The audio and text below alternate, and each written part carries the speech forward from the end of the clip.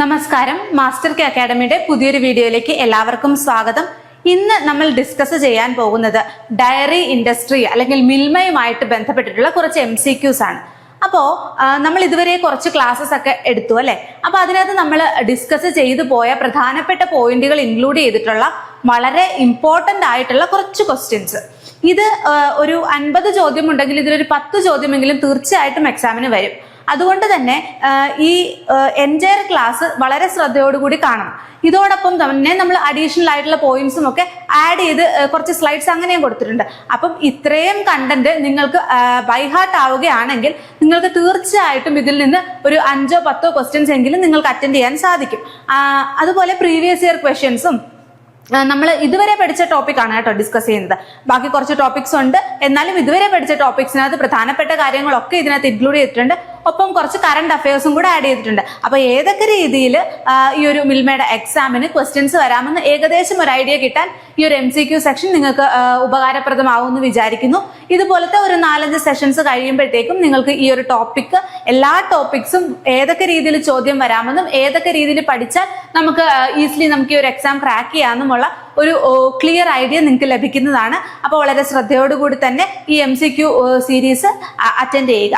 അതുപോലെ നിങ്ങൾ വേണമെങ്കിൽ ഇപ്പൊ ഞാൻ ഇതിനകത്ത് ഓപ്ഷൻസും ആൻസേഴ്സും കൊടുത്തിട്ടുണ്ട്. പക്ഷെ വേണമെങ്കിൽ നിങ്ങൾക്ക് ക്വസ്റ്റ്യൻ കണ്ടിട്ട് അതിന്റെ ആൻസർ നിങ്ങൾക്കൊരു പേപ്പറിൽ എഴുതുകയോ അങ്ങനെ എന്തെങ്കിലും ചെയ്യാം. അപ്പൊ നിങ്ങൾക്ക് തന്നെ വാലുവേറ്റ് ചെയ്യാൻ കഴിയും. നിങ്ങൾ ഈ ഒരു 5-6 ക്ലാസ് കഴിഞ്ഞപ്പോൾ നിങ്ങൾക്ക് എത്രത്തോളം നിങ്ങൾ എത്രത്തോളം ഗ്രാസ്പ് ചെയ്തു, ഇനി ഏതൊക്കെ ആണ് എന്റെ വീക്ക് പോയിന്റ്സ് അല്ലെങ്കിൽ ഏതൊക്കെയാണ് എന്റെ പ്ലസ് പോയിന്റ്സ്, എവിടെയൊക്കെ ഞാൻ നന്നായിട്ട് പഠിച്ചു, എവിടെയൊക്കെ ഞാൻ ഇനി കൂടുതൽ കോൺസെൻട്രേറ്റ് ചെയ്യണം എന്നുള്ള ഒരു സെൽഫ് ഇവാലുവേഷന് കൂടി നിങ്ങൾക്ക് ഈ ഒരു MCQ സെഷൻ കൊണ്ട് പ്രയോജനപ്രദമാകുമെന്ന് വിചാരിക്കുന്നു. So let's move on to the video. അപ്പോൾ നമുക്ക് കറണ്ട് അഫയേഴ്സിൽ നിന്ന് തുടങ്ങാം അല്ലെ. കാരണം തീർച്ചയായിട്ടും ഇപ്പൊ PSC അല്ലെങ്കിൽ മിൽമയുടെ ഒക്കെ എക്സാംസിന് 1-2 ചോദ്യങ്ങൾ കറണ്ട് അഫയേഴ്സ് എങ്ങനെ ആയാലും വരും. അപ്പൊ നമ്മൾ ആ ഒരു സിലബസ് വൈസ് പഠിക്കുന്നതിനോടൊപ്പം തന്നെ റിലേറ്റഡ് ആയിട്ടുള്ള കുറച്ച് ഫാക്ടുകളും ചോദിക്കാൻ സാധ്യതയുള്ള കറന്റ്ലി ഉള്ള മിനിസ്റ്റേഴ്സ്, ചെയർമാൻ, അങ്ങനത്തെ ആൾക്കാര്, വർഷങ്ങള് അല്ലെങ്കിൽ എന്തെങ്കിലും പ്രോഗ്രാംസ്, ഇങ്ങനത്തെ കാര്യങ്ങളൊക്കെ കറന്റ്ലി എന്താണോ അതുകൂടെ അറിഞ്ഞിരിക്കാൻ ശ്രദ്ധിക്കുക.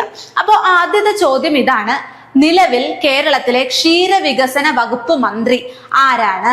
നമ്മുടെ ഡയറി ഡെവലപ്മെന്റ് മിനിസ്റ്റർ ആരാണെന്നാണ് ചോദിച്ചിരിക്കുന്നത്.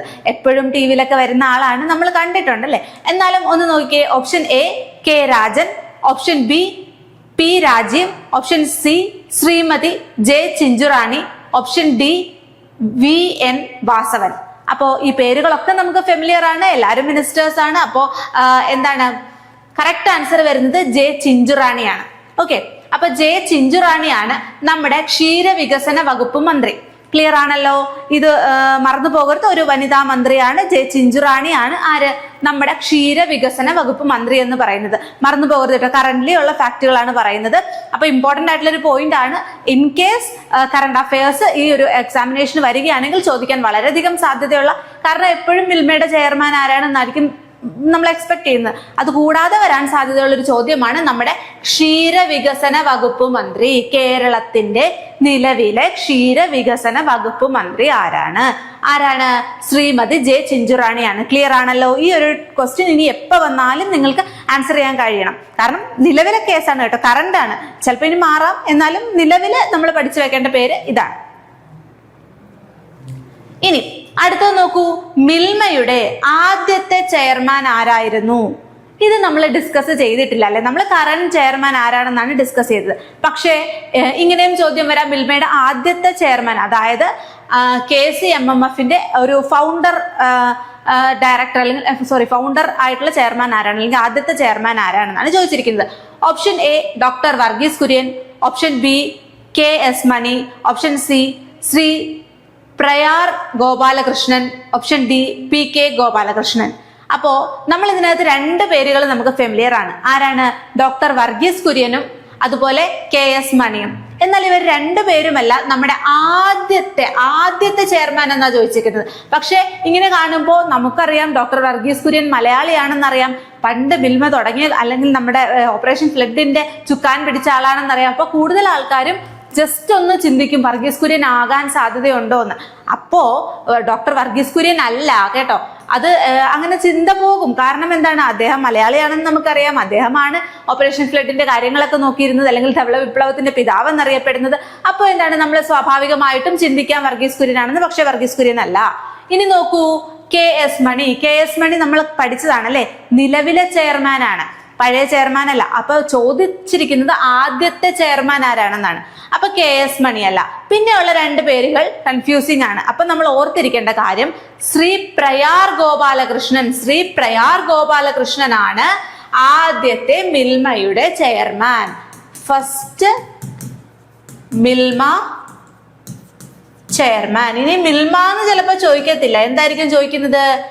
KCMMF എന്നായിരിക്കും ചോദിക്കുന്നത്. ഫസ്റ്റ് ചെയർമാൻ ഓഫ് KCMMF ആരാണ്?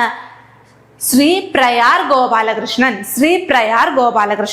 ഇതും വളരെ ഇമ്പോർട്ടന്റ് ആയിട്ടുള്ള ഒരു പേരാണ്. അപ്പൊ നമ്മളൊരു 5-6 പേരുകളെ പഠിക്കുകയുള്ളൂ ഈ ഒരു മിൽമ എക്സാമിന്. ആ പേരുകളൊക്കെ ഓർത്തിരിക്കണം, അവരുടെ ഡെസിഗ്നേഷൻ അല്ലെങ്കിൽ അവരെന്ത് സ്ഥാനമാണ് വഹിച്ചിരുന്നത്, അല്ലെങ്കിൽ ഈ ഒരു ക്ഷീര വികസനത്തിൽ അവരുടെ പങ്ക് എന്താണ് എന്നൊക്കെ അറിഞ്ഞിരിക്കണം കേട്ടോ. അപ്പോൾ നമ്മൾ രണ്ടാമതായി പഠിക്കുന്ന പേരാണ് ശ്രീ പ്രയാർ ഗോപാലകൃഷ്ണൻ. ആദ്യം നമ്മൾ പഠിച്ചു ക്ഷീരവികസന വകുപ്പ് മന്ത്രി ആരാണ്? ജെ ചിഞ്ചുറാണി ആണെന്ന് പഠിച്ചു.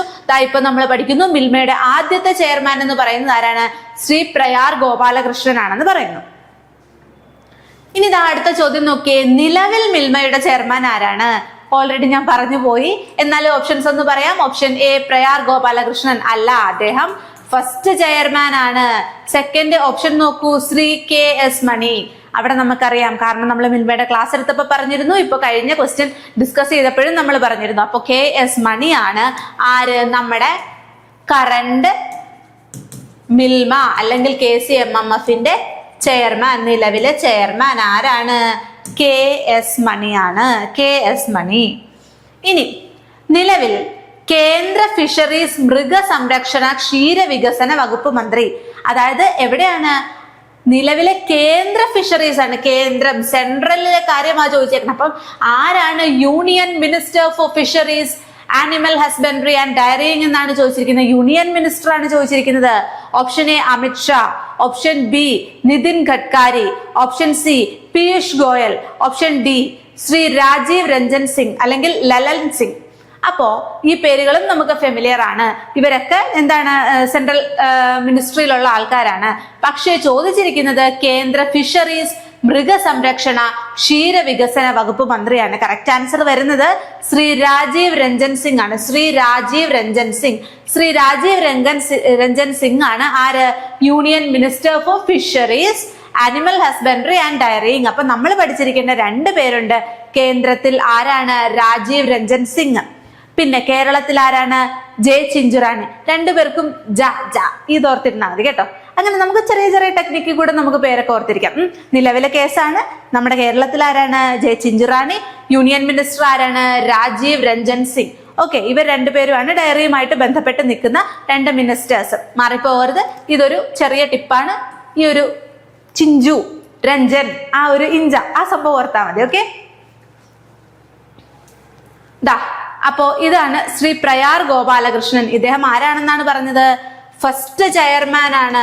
ഫസ്റ്റ് ചെയർമാൻ ഓഫ് മിൽമ ആരാണ്?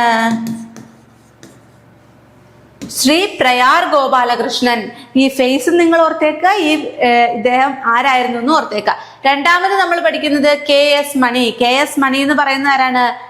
കറണ്ട് ചെയർമാൻ ആണ്. ഓക്കെ, കറണ്ട് ചെയർമാൻ ആണ്. ഓക്കെ, ഇനി ഇതാണ് ജെ ചിഞ്ചുറാണി, നമ്മുടെ ക്ഷീരവികസന വകുപ്പ് മന്ത്രി, കേരളത്തിന്റെ minister for animal husbandry, dairy development, milk cooperatives, zoo, Kerala veterinary and animal sciences, അതുപോലെ യൂണിവേഴ്സിറ്റി, ഗവൺമെന്റ് ഓഫ് കേരളയുടെ മിനിസ്റ്റർ ആണ് ആര്? ജെ ചിഞ്ചുറാണി എന്ന് പറയുന്നത്.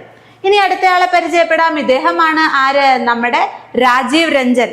ഇദ്ദേഹം ആരാണ്? Union minister of fisheries, animal husbandry and dairying, union minister ആണ്. അപ്പൊ ഈ 4 ആൾക്കാരുടെയും ഡെസിഗ്നേഷൻ ഓർത്തിരിക്കുക. ഓക്കെ, ഈ 4 പേരെ പഠിക്കുക. ഇനി നമ്മൾ ഏറ്റവും പ്രധാനമായി പഠിക്കേണ്ട ആൾ നമ്മൾ ഓൾറെഡി പഠിച്ചതാണ്. നമുക്ക് ഓൾറെഡി ഇദ്ദേഹത്തിന്റെ എല്ലാ കഥകളും അറിയാമല്ലേ, എല്ലാ ഡീറ്റെയിൽസും ഇതിൽ നിന്ന് തന്നെ ചോദ്യങ്ങൾ വരാന്നൊക്കെ നമ്മൾ പറഞ്ഞിരുന്നു. പക്ഷെ നമ്മൾ ഒന്നും കൂടെ റിവൈൻഡ് ചെയ്ത് നോക്കുകയാണ് അല്ലെ. മിൽമ പിന്തുടരുന്ന സഹകരണ മാതൃകയുടെ ശില്പിയും ഇന്ത്യയിലെ ധവള വിപ്ലവത്തിന്റെ പിതാവുമായ വ്യക്തി ആരാണ്? Option A M S Swaminathan. M S Swaminathan ആരാണ്? ഗ്രീൻ റവല്യൂഷനുമായി ബന്ധപ്പെട്ട ആളാണ്, അപ്പൊ അദ്ദേഹമല്ല. Option B Varghese Kurien. നമുക്കറിയാം ഇദ്ദേഹമാണ് ധവള വിപ്ലവത്തിന്റെ പിതാവ് എന്നറിയപ്പെടുന്നത് അല്ലെ. പിന്നെ ബാക്കി ഓപ്ഷൻസ് നോക്കേണ്ട കാര്യമേ ഇല്ല. അപ്പൊ വർഗീസ് കുര്യൻ എന്ന് പറയുന്ന പേര് മിൽമ എക്സാം എഴുതുന്ന എല്ലാവരുടെ മനസ്സിലും കൃത്യമായി പതിഞ്ഞിരിക്കേണ്ട ഒരു പേരാണ്. ഇദ്ദേഹവുമായി ബന്ധപ്പെട്ടിട്ട് കുറച്ച് ഫാക്ട്സ് നോക്കാം. എന്താ നോക്കൂ, doctor Varghese Kurian the milk man of India എന്നാണ് പറയുന്നത്. The milk man of India. അപ്പൊ ഇദ്ദേഹവുമായി ബന്ധപ്പെട്ടിട്ട് നമ്മൾ പഠിക്കേണ്ട കുറച്ച് പോയിന്റ്സ് ആണ്. നമ്മൾ ഓൾറെഡി ക്ലാസ്സിൽ ഡിസ്കസ് ചെയ്തതാണ്, എങ്കിലും ഇത്രയും പോയിന്റ്സ് ഇദ്ദേഹത്തെ കുറിച്ച് ഓർത്തിരിക്കണം. ബാക്കി എല്ലാവരുടെയും അവര് എന്ത് മിനിസ്റ്റർ ആണ്, അല്ലെങ്കിൽ ഫസ്റ്റ് ചെയർമാൻ ആണ്, അല്ലെങ്കിൽ കറന്റ് ചെയർമാൻ ആണ്, ഇങ്ങനെ മാത്രമാണ് നമ്മൾ പറഞ്ഞു പോയത്. പക്ഷെ ഇദ്ദേഹത്തെ കുറിച്ച് കുറച്ചധികം പോയിന്റ്സ് ഉണ്ട്. ഇത്രയും പോയിന്റ്സ് നിങ്ങൾ പഠിച്ചിരിക്കണം. അപ്പൊ നോക്കിയേ, അല്ലെങ്കിൽ ഡോക്ടർ വർഗീസ് കുര്യൻ എന്ന് പറയുന്നത് 1921 ജനിച്ചു. എവിടെ? നമ്മുടെ കേരളത്തിലെ കോഴിക്കോടുകാരനാണ്. ഓക്കെ, നമ്മുടെ കേരളത്തിലെ കോഴിക്കോടാണ് ജനിച്ചത്. 1921 ജനിച്ചത്. അദ്ദേഹത്തിന്റെ ജന്മദിനമാണ് നവംബർ 26. നമ്മൾ ഓൾറെഡി ഒത്തിരി തവണ പറഞ്ഞതാണ് നവംബർ 26ന്റെ പ്രത്യേകത എന്താണ്? നാഷണൽ മിൽക്ക് ഡേ, ഇന്ത്യയുടെ ദേശീയ പാൽ ദിനം എന്നാണ്. November 26 national milk day. Okay, national milk day. നമ്മൾ ഇത് ഓർത്തിരിക്കാനും ഒരു മാർഗം പറഞ്ഞിരുന്നു. എന്താണ്? November national. ഓക്കെ, അവിടെയും ഒരു ടിപ്പുണ്ട്, November national. Okay, NN November national. അപ്പൊ ഇതിന്റെ കൂടെ തന്നെ നമ്മൾ ഒരു ഫാക്റ്റും കൂടെ പഠിച്ചിരുന്നു. എന്താണ്? World milk day. World milk day എന്നാണെന്നാണ് പറഞ്ഞത്? ജൂൺ 1. അപ്പൊ വേൾഡ് മിൽക്ക് ഡേ, ഇതൊക്കെ കണക്റ്റഡ് ഫാക്ട്സ് ആണേ. വേൾഡ് മിൽക്ക് ഡേ എന്ന് പറയുന്നത് ജൂൺ 1, ജൂൺ 1. ഓക്കെ, അപ്പോ ഇത്രയും പോയിന്റ്സ് നമ്മൾ ഇദ്ദേഹത്തിന്റെ ജനനവുമായി ബന്ധപ്പെട്ട് തന്നെ പഠിച്ചു. ഇനി നമ്മൾ പഠിക്കേണ്ട ഒരു കാര്യം, ശ്വേത വിപ്ലവത്തിന്റെ പിതാവ് അല്ലെങ്കിൽ ധവള വിപ്ലവത്തിന്റെ പിതാവ്, വൈറ്റ് റെവല്യൂഷന്റെ പിതാവ് എന്നറിയപ്പെടുന്നു. അതുപോലെ ഇന്ത്യയുടെ പാൽക്കാരൻ അല്ലെങ്കിൽ മിൽക്ക് മാൻ ഓഫ് ഇന്ത്യ എന്നറിയപ്പെടുന്നു. ഇനി ഇദ്ദേഹത്തിന്റെ ഏറ്റവും പ്രധാനപ്പെട്ട ഒരു പോയിന്റ്, ചോദിച്ചിട്ടുള്ള ഒരു പോയിന്റ് ഉണ്ട്. ഇദ്ദേഹത്തിന്റെ ആത്മകഥയുടെ പേരെന്താണ്? I too had a dream. എനിക്കും ഒരു സ്വപ്നമുണ്ടായിരുന്നു. I too had a dream. എനിക്കും ഒരു സ്വപ്നമുണ്ടായിരുന്നു എന്ന് ഉള്ള ആ ഒരു ഓട്ടോബയോഗ്രഫി അല്ലെങ്കിൽ ആ ആത്മകഥ എഴുതിയത് ആരാണ്? നമ്മുടെ മിൽക്ക് മാൻ ഓഫ് ഇന്ത്യ ആണ്, ഡോക്ടർ വർഗീസ് കുര്യൻ ആണ്. അപ്പം ഇത്രയും പോയിന്റ്സ് നിങ്ങളുടെ മനസ്സിൽ ഉണ്ടായിരിക്കണം, ഇമ്പോർട്ടന്റ് ആണ്. അപ്പൊ നമ്മളിപ്പോ പരിചയപ്പെട്ടത് 5 ആൾക്കാരെയാണ് അല്ലെ. ഈ 5 ആൾക്കാരും അവരുടെ റോൾ എന്താണ് എന്ന് പഠിക്കണം. അതിനകത്ത് ഏറ്റവും പ്രധാനമായി പഠിക്കേണ്ടത് വർഗീസ് കുര്യനാണ്. അതുപോലെ 2 മിനിസ്റ്റേഴ്സ്, നമ്മുടെ കേരളത്തിലെ മിനിസ്റ്ററും അതുപോലെ യൂണിയൻ മിനിസ്റ്ററും ആരാണെന്ന് പഠിക്കണം. ഫസ്റ്റ് ചെയർമാനും ലാസ്റ്റ് ചെയർമാനും പഠിക്കണം. ക്ലിയർ ആണല്ലോ? ഈ 5 പേരാണ് കറണ്ട് അഫയേഴ്സിൽ ഒരു വ്യക്തികളെ കുറിച്ച് ചോദിക്കാനുള്ള സാധ്യതയിൽ വരുന്നത്. ഇനി എന്തെങ്കിലും ഉണ്ടെങ്കിൽ എന്താണ് ഇനിയുള്ള ഫർദർ MCQ സീരീസിൽ എപ്പോഴെങ്കിലും ഒക്കെ ആഡ് ചെയ്യുന്നതാണ്. അപ്പം നിങ്ങൾ ബേസിക് ആയിട്ട് പഠിച്ചിരിക്കേണ്ട 5 ആൾക്കാർ ഇവരാണ്. ഓക്കെ, ക്ലിയർ ആണല്ലോ? നോക്കിക്കേ, അടുത്ത ചോദ്യം, ഏത് ക്ഷീര വികസന പദ്ധതിയുടെ ഭാഗമായാണ് മിൽമ രൂപീകരിക്കപ്പെട്ടത്? നമുക്കറിയാം, എന്നാലും നമുക്ക് ഓപ്ഷൻസ് നോക്കാം. Operation blue star, operation flood, ഹരിത വിപ്ലവം, വൈറ്റ് മിഷൻ. അപ്പോ ക്ഷീര വികസന പദ്ധതിയുമായി ബന്ധപ്പെട്ടത് എന്താണ്? ഓപ്പറേഷൻ ഫ്ലഡ് ആണ്. ഓക്കെ, ഫ്ലഡ് ഓഫ് മിൽക്ക് ആയിരുന്നു അവരുടെ ഉദ്ദേശം, ഫ്ലഡ് ഓഫ് മിൽക്ക്. ഓക്കെ, അപ്പോ ഓപ്പറേഷൻ ഫ്ലഡ് ആണ് നമ്മുടെ ക്ഷീര വിപ്ലവവുമായി ബന്ധപ്പെട്ടത്. Operation flood. ക്ലിയർ ആണല്ലോ? ഇതൊന്നും നമ്മൾ വലിയ എക്സ്പ്ലനേഷൻ തരേണ്ട കാര്യമില്ല, കാരണം നമ്മൾ ഓരോ ക്ലാസ്സിലും വളരെ ബേസ് തൊട്ട് ഇമ്പോർട്ടന്റ് എന്ന് പറഞ്ഞ് പഠിക്കുന്ന കാര്യങ്ങളാണ്. ഇതൊക്കെ തന്നെയാണ് നമുക്ക് എക്സാമിനും വരിക. അപ്പം ഓരോ പോയിന്റും നിങ്ങൾക്ക് തറവായിരിക്കാൻ വേണ്ടിയിട്ടാണ് ഒന്നുകൂടി ഇങ്ങനെ ഡിസ്കസ് ചെയ്ത് പോകുന്നത് കേട്ടോ.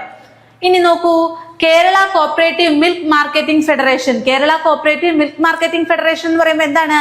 KCMMF. ഇതിന്റെ ബ്രാൻഡ് നെയിം എന്താണെന്നാണ് ചോദിച്ചിരിക്കുന്നത്. എല്ലാവർക്കും അറിയാം, ഓപ്ഷൻ ഒന്നും നോക്കേണ്ട കാര്യമില്ല അല്ലെ. എന്താണ്? മിൽമ. അതുകൊണ്ടാണല്ലോ നമ്മൾ ഇത് പഠിക്കുന്നത്. അപ്പോ കേരള കോപ്പറേറ്റീവ് മിൽക്ക് മാർക്കറ്റിംഗ് ഫെഡറേഷന്റെ ബ്രാൻഡ് നെയിം എന്ന് പറയുന്നത് മിൽമയാണ്.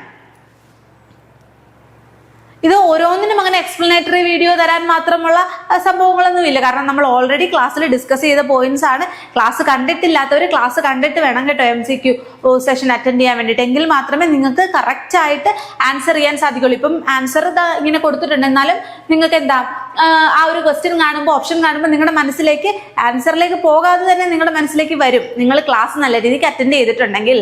അപ്പൊ നോക്കൂ, മിൽമ അല്ലെങ്കിൽ KCMMF സ്ഥാപിതമായ വർഷമാണ് ചോദിച്ചിരിക്കുന്നത്. സ്ഥാപിതമായ വർഷം എന്താണ്? 1975 ആണോ, 1980 ആണോ, 1985 ആണോ, 1990 ആണോ? കറക്റ്റ് ആൻസർ വരുന്നത് 1980 ആണ്. അപ്പോ ഓപ്പറേഷൻ ഫ്ലഡ് വന്നത് 1970. അത് നമ്മൾ സ്ലൈഡ് നോക്കി പിടിക്കും. അപ്പം ഓപ്പറേഷൻ ഫ്ലഡ് വന്നത് 1970. ഓപ്പറേഷൻ ഫ്ലഡിന്റെ ഉദ്ദേശം എന്തായിരുന്നു? ഫ്ലഡ് ഓഫ് മിൽക്ക് ആയിരുന്നു. ക്ഷീര കർഷകർക്ക് ഒരു കൈത്താങ്ങാകുക, അവരെ ഇടനിലക്കാരിൽ നിന്നൊക്കെ രക്ഷിച്ച് കർഷകരിൽ നിന്ന് ഡയറക്റ്റ് കൺസ്യൂമേഴ്സിലേക്ക് പാല് എത്തിക്കുക, അതിന്റെ ക്വാളിറ്റിയും ക്വാണ്ടിറ്റിയും മെയിൻറ്റെയിൻ ചെയ്യുക, ക്ഷീര വിപ്ലവം സൃഷ്ടിക്കുക എന്നുള്ള ഉദ്ദേശത്തോടു കൂടി വന്ന ഒരു പരിപാടിയായിരുന്നു എന്ത്? Operation flood. ഇതുമായി ബന്ധപ്പെട്ടിട്ടുള്ളത് എന്താണ്? നാഷണൽ ഡയറി ഡെവലപ്മെന്റ് ബോർഡാണ്, NDDB. നാഷണൽ ഡയറി ഡെവലപ്മെന്റ് ബോർഡാണ്. വർഷം 1970 ആണ്. ഈ ഓപ്പറേഷൻ ഫ്ലഡിന് 3 ഫേസസ് ഉണ്ടായിരുന്നു. ഓക്കെ, ഇതിനകത്ത് ലാസ്റ്റ് 2 ഫേസസ് phase 2-ലും phase 3-ലുമാണ് ഓപ്പറേഷൻ ഫ്ലഡ് എങ്ങോട്ടേക്ക് വന്നത്? കേരളത്തിലേക്ക് വന്നത്. അപ്പോൾ വർഷം ഏതാണ്? 1980 ആണ്. അപ്പൊ ഓപ്പറേഷൻ ഫ്ലഡ് എന്ന ദേശീയ പദ്ധതിയുടെ ഭാഗമായി കേരളത്തിൽ 1980 എന്ത് വരുന്നത്? ഈ പദ്ധതി ആരംഭിക്കുന്നത്. എന്ത് വരുന്നത്? KCMMF വരുന്നത്. മിൽമ എന്ന ബ്രാൻഡ് നാമത്തിൽ അറിയപ്പെടുന്ന Kerala cooperative milk marketing federation 1980 ജനുവരി 25 രൂപീകരിക്കപ്പെട്ടു. കേരളത്തിലെ ഓപ്പറേഷൻ ഫ്ലഡിന്റെ ഏതൊക്കെ പാർട്ടുകളായിരുന്നു? Operation flood 2-ഉം 3-യും. അപ്പൊ phase 2-ഉം phase 3-യുമാണ് ഓപ്പറേഷൻ ഫ്ലഡുമായി ബന്ധപ്പെട്ടിട്ട് വന്നത്. ഓക്കെ, ക്ലിയർ ആണല്ലോ. അടുത്ത ചോദ്യം നോക്കൂ, കേരളത്തിലെ ക്ഷീര സഹകരണ പ്രസ്ഥാനത്തിന്റെ ഘടന എങ്ങനെയാണ്? അപ്പൊ കേരളത്തിൽ നമ്മൾ പറഞ്ഞു ഒരു ക്ഷീര വികസനത്തിന് അല്ലെങ്കിൽ ഒരു സഹകരണ സംഘടനയുണ്ട്, അല്ലെ, സഹകരണ സംഘമുണ്ട്. അപ്പൊ ഇത് 3 ടയർ സിസ്റ്റം ആയിട്ടാണ് പ്രവർത്തിക്കുന്നത്. നമ്മൾ ഓൾറെഡി പറഞ്ഞിട്ടുണ്ട്. അപ്പം ഇത് എങ്ങനെയൊക്കെയാണ് പ്രവർത്തിക്കുന്നതാണ് ചോദിച്ചിരിക്കുന്നത്. സംസ്ഥാനം, ജില്ല, ഗ്രാമം, ദേശീയ, സംസ്ഥാന, ജില്ല, federation, union, society, union, federation, market. ഇങ്ങനെ 4 ഓപ്ഷൻസ് ആണ് തന്നിട്ടുള്ളത്. അപ്പൊ നമ്മൾ പറഞ്ഞു ഒരു 3 ടയർ സിസ്റ്റം ആണെന്ന് പറഞ്ഞു. അപ്പം ഏറ്റവും താഴെ തട്ടിൽ എന്താണ്? ഏറ്റവും താഴെ തട്ടിലുള്ളത് ഗ്രാമങ്ങളാണ്, അല്ലേ? ഗ്രാമങ്ങളിൽ ഇപ്പൊ നമ്മുടെ നാട്ടില് ക്ഷീര കർഷകര് പാല് കൊണ്ട് കൊടുക്കുന്നത് എവിടെയാ? സൊസൈറ്റി പോകുന്നു എന്ന് പറയും, അല്ലെ? അപ്പൊ എന്താണ് ഓർക്കേണ്ടത്? നമ്മുടെ ഗ്രാമപ്രദേശത്തിലല്ലേ. അപ്പൊ ഏറ്റവും താഴെയുള്ളത് എന്താണ്? സൊസൈറ്റി. ഇനി അതിന് മുകളിൽ ഹൈറാർക്കിക്കൽ ഓർഡർ ആണ്. അതിന് മുകളിൽ എന്താണ് വരുന്നത്? ഒരു ജില്ലാതലത്തിൽ എന്താണ് വരുന്നത്? യൂണിയൻ. ഇനി അതിനു മുകളിൽ കേരളം എന്ന മൊത്തത്തിൽ എടുക്കുകയാണെങ്കിൽ അവിടെ എന്താണ് വരുന്നത്? നമ്മൾ പറഞ്ഞിരുന്നു കേരള കോപ്പറേറ്റീവ് മിൽക്ക് മാർക്കറ്റിംഗ് എന്താന്നാ പറഞ്ഞത്? ഫെഡറേഷൻ. സോ കേരളത്തിന്റെ മൊത്തം കേസ് പറയുകയാണെങ്കിൽ എന്താണ്? Federation. So the correct answer is option C. എന്താണ്? ഏറ്റവും മുകളിൽ ഫെഡറേഷൻ, അതിന്റെ താഴെ യൂണിയൻ, ഏറ്റവും താഴെ സൊസൈറ്റി. ക്ലിയർ ആണല്ലോ. അപ്പൊ ഒരു 3 ടയർ സിസ്റ്റം ആണ്.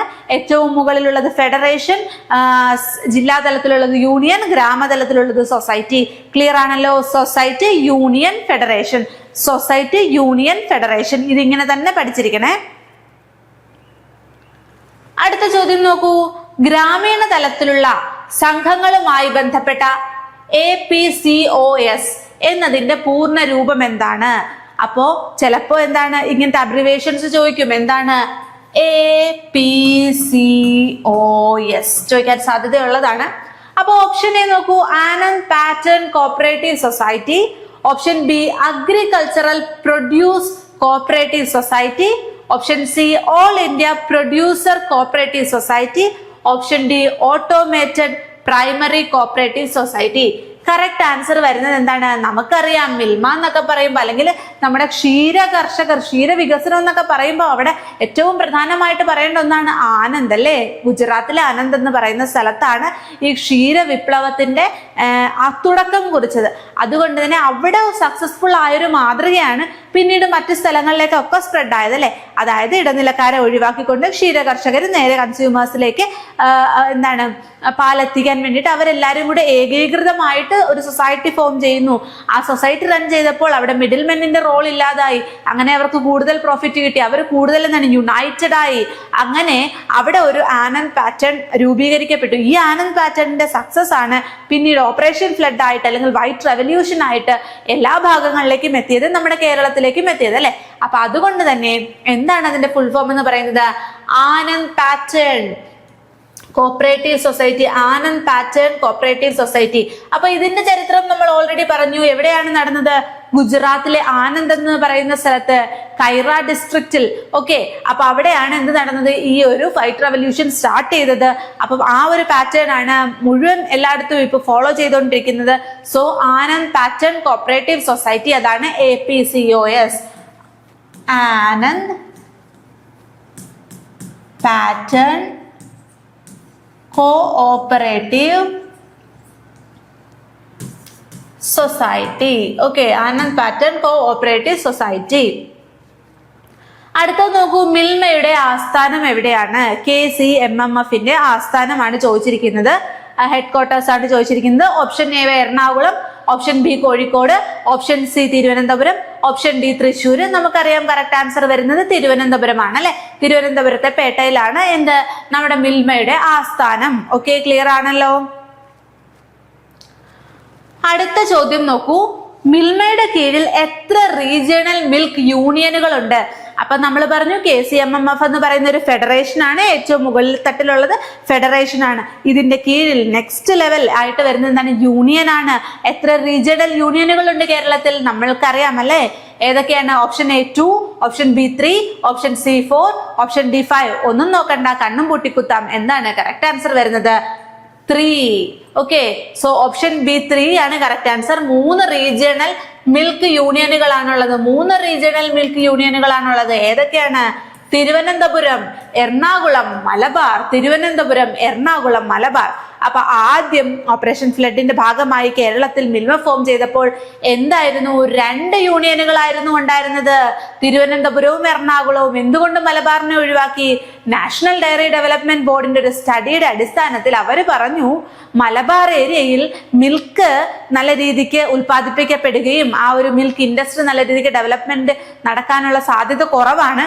അതുകൊണ്ട് മിൽമ മലബാർ ഏരിയയിൽ വേണ്ട, നമുക്ക് തിരുവനന്തപുരം എറണാകുളം കൊണ്ട് തൃപ്തിപ്പെടാമെന്ന് ആര് പറഞ്ഞു? നാഷണൽ ഡയറി ഡെവലപ്മെന്റ് ബോർഡുകാർ പറഞ്ഞു. പിന്നീട് എന്ത് വരുന്നു? ഇൻഡോസിസ് പ്രോജക്റ്റ് വരുന്നു. അങ്ങനെ വേറൊരു പ്രോജക്റ്റിന്റെ അടിസ്ഥാനത്തിലാണ് അവസാന ഘട്ടമായിട്ടാണ് എന്ത് വരുന്നത്? മലബാറിൽ കൂടി മിൽമ സ്ഥാപിതമാകുന്നത്. അങ്ങനെയാണ് 3 റീജിയനുകൾ ഉണ്ടായത്. നമ്മൾ ചരിത്രം പഠിച്ചപ്പോൾ ഡീറ്റെയിൽ ആയിട്ട് പഠിച്ചതാണ്. ഓരോ പ്രോജക്റ്റുകളുടെ പേര്, വർഷം, അങ്ങനത്തെ കാര്യങ്ങളൊക്കെ ഓർത്തിരിക്കണേ. അപ്പോ ഇപ്പൊ നിലവിൽ എത്ര യൂണിയനുകളുണ്ട്? 3 റീജിയണൽ യൂണിയനുകളുണ്ട്. തിരുവനന്തപുരം, എറണാകുളം, മലബാർ. തിരുവനന്തപുരം, എറണാകുളം, മലബാർ. ഈ ടേബിളും നമ്മൾ ഓൾറെഡി പഠിച്ചതാണ്. എങ്കിലും ഒന്നും കൂടെ പറയുവാണ്, കാരണം ഇത് ആസ് സച്ച് നിങ്ങളുടെ മനസ്സിലുണ്ടായിരിക്കണം. ഇതിൽ നിന്ന് ചോദ്യം വരാനുള്ള സാധ്യത വളരെയധികമാണ്. ഓക്കെ, അപ്പൊ ഭരണപരമായ സൗകര്യത്തിനായി മിൽമ കേരളത്തിൽ 3 മേഖലകളായി തിരിച്ചിരിക്കുന്നു. ഒന്ന് തിരുവനന്തപുരം മേഖലാ യൂണിയൻ അല്ലെങ്കിൽ TRCMPU. TRCMPUവിന്റെ കീഴിൽ എന്തുണ്ട്? 4 ജില്ലകളുണ്ട്. തെക്കൻ ജില്ലകളാണ്. ഏതൊക്കെയാണ്? തിരുവനന്തപുരം യൂണിയൻ ആയതുകൊണ്ട് എന്ത് പറയാം? തീർച്ചയായിട്ടും തിരുവനന്തപുരം ഉണ്ടാകും. തൊട്ടടുത്ത് കിടക്കുന്ന കൊല്ലം ഉണ്ടാകും, ആലപ്പുഴ ഉണ്ടാകും, ഒപ്പം എന്തുണ്ടാവും? പത്തനംതിട്ടയും ഉണ്ടാവും. അപ്പൊ നിങ്ങൾ ആ ഒരു കേരളത്തിന്റെ ഒരു മാപ്പ് നിങ്ങളുടെ മനസ്സിലുണ്ടെങ്കിൽ തന്നെ തീരുമാനിക്കാം തെക്കൻ ജില്ലകളായിട്ടുള്ള തിരുവനന്തപുരം, കൊല്ലം, പത്തനംതിട്ട, ആലപ്പുഴ. തിരുവനന്തപുരം, കൊല്ലം, പത്തനംതിട്ട, ആലപ്പുഴ എന്നീ 4 തെക്കൻ ജില്ലകൾ എന്തിന്റെ കീഴിൽ വരുന്നുണ്ട്? തിരുവനന്തപുരം മേഖലാ യൂണിയന്റെ കീഴിൽ വരുന്നുണ്ട്. ക്ലിയർ ആണല്ലോ.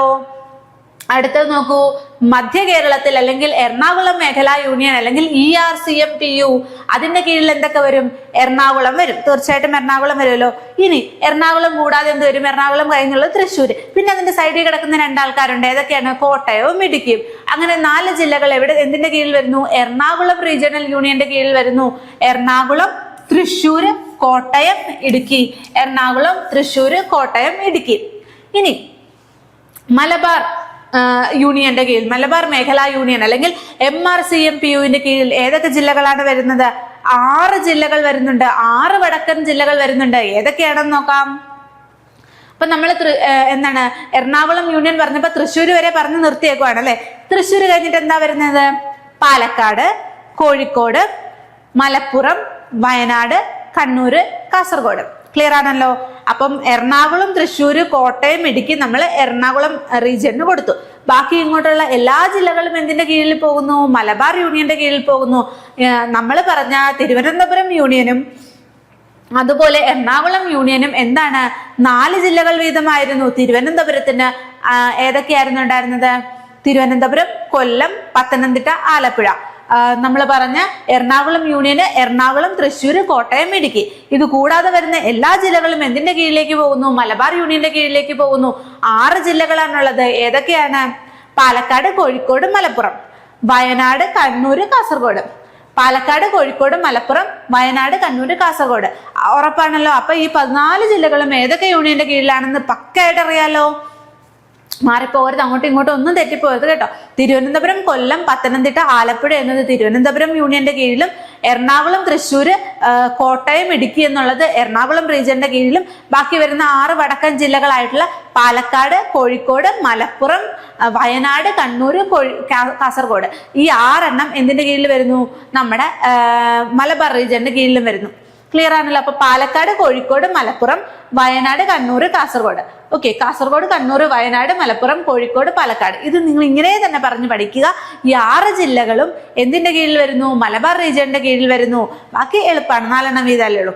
അപ്പൊ ഈ ഒരു സ്ലൈഡ് പക്കയായിട്ട് നിങ്ങൾ അറിഞ്ഞിരിക്കണം. 3 റീജിയണൽ യൂണിയനുകളാണ് മിൽമയ്ക്കുള്ളതെന്ന് അറിയണം. ഓരോന്നിന്റെ കീഴിലും ഏതൊക്കെ ജില്ലകളാണ് വരുന്നതെന്ന് അറിയണം. ഓക്കെ, ക്ലിയർ ആണല്ലോ. ഇത് പഠിച്ചാൽ തന്നെ നിങ്ങൾക്ക് 1 മാർക്ക് ഷുവർ ആണ്. ക്ലിയർ ആണല്ലോ. ഇത് മറന്നു പോകരുത്, 1 പോയിന്റ് പോലും മറന്നു പോകരുത് കേട്ടോ.